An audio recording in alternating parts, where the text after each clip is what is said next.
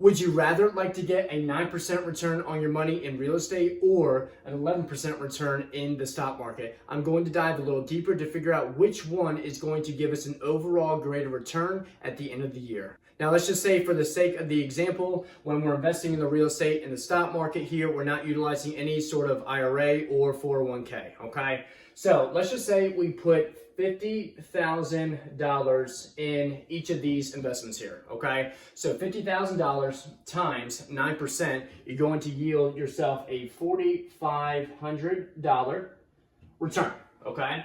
And then now, if we're going to utilize an 11% return on $50,000, we're going to get $5,500, okay? So overall right now, if you're seeing, okay, 9% here, 11% there, that's about $1,000 difference right there. You would automatically think, well, stock market is definitely going to be better already. Well, you have to also look at how taxation is going to account with how your investments play out. For the sake of the example, with $50,000, what we are able to use with real estate is what's called depreciation. And I'm going to put DEP for short. And for the example, let's just say we're able to get $12,000 of depreciation.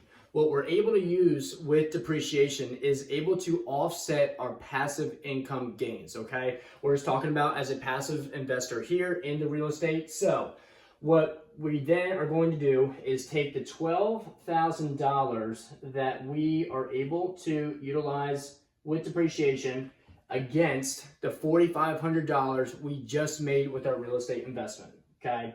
So $12,000 minus $4,500 equals $7,500, okay? This amount, $7,500, is actually the amount we are able to still utilize with depreciation against any other passive income gains that we had for that year, all right? So with $12,000, we're actually able to offset the $4,500 that we invested with, or what we made in the real estate investment, and the total that we are able to get with that investment after that end of the year is $4,500, okay? So essentially, the 9% that you just made on your real estate, you're not gonna owe any taxes on that if you do it right.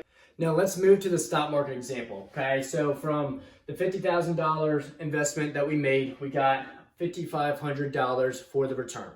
Let's just say with, keeping it simple here, we have long-term capital gains rate, which is taxed at 20%. So 5,500 times 0.08, that's going to yield us $4,400 after taxes, okay? So if we look at here, 4,400 versus 4,500 with the real estate, okay? Overall, yes, we're going to yield $100, okay? It doesn't really seem like a lot of money, but what I want to come back to is the depreciation that we are actually able to get with the real estate, okay? With the example, we had $12,000 we were able to use. We used $4,500 of that with the real estate asset investment that we made, but remember, we have $7,500 that we're still able to utilize against passive income gains. So if you really had an eye-opening moment with how I just compared the real estate versus stock market, that's the same eye-opening experience I had when I was first getting myself aware and getting my toes in the water, for example, when looking of how to invest more with real estate, okay? This is what the wealthy have been using for years, and of course, it doesn't seem like it's going to be a lot bigger return at the beginning time, but there are huge tax benefits that you're going to be able to utilize in the real estate markets versus stock markets. I hope you're able to take away something from this video and regarding the real estate versus stock market investing example we just went through. Now, I do want to put a disclaimer out there that I am not a CPA. I'm a real estate investor and overall investor, so please discuss your specific tax planning with your own CPA. But